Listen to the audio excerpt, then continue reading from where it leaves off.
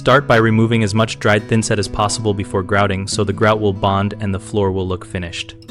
Begin by assessing the surface with good light and a magnifying inspection if needed so you can see thinset left in the grout joints and on the tile faces. Use a sharp single-edge razor scraper held at a low angle to the tile face and glide it across the dried thinset in small, controlled strokes so you shave the thinset off instead of gouging the tile glaze. For thinset packed into joints, use a thin metal or carbide grout saw and work along the joint with short pulls, keeping the tool nearly parallel to the tile face to avoid chipping the edges. After mechanical removal, vacuum the debris thoroughly using a brush attachment and then wipe with a damp microfiber cloth to remove the fine dust.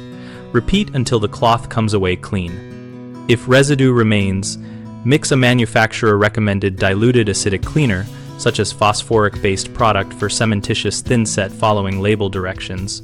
Apply briefly, agitate with a stiff nylon brush across the tile surface only, and rinse completely with clean water to neutralize the cleaner. Always test any chemical on an inconspicuous tile first. Wear gloves and eye protection, and allow full drying time before applying grout so you do not trap moisture. Common problems include gouging or chipping tile edges from aggressive scraping, so keep the blade nearly flat and make many light passes rather than one deep pass, and consider taping the edge for extra protection. Second, leaving fine dust in joints will prevent proper grout adhesion, so follow scraping with thorough vacuuming and multiple damp microfiber wipes until dust is gone.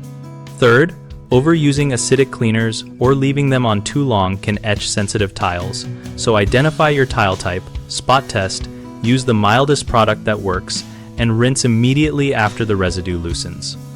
BigHomeProjects.com connects homeowners and contractors around projects like post-installation tile cleaning and grout preparation. We help homeowners find local contractors and we help contractors find work.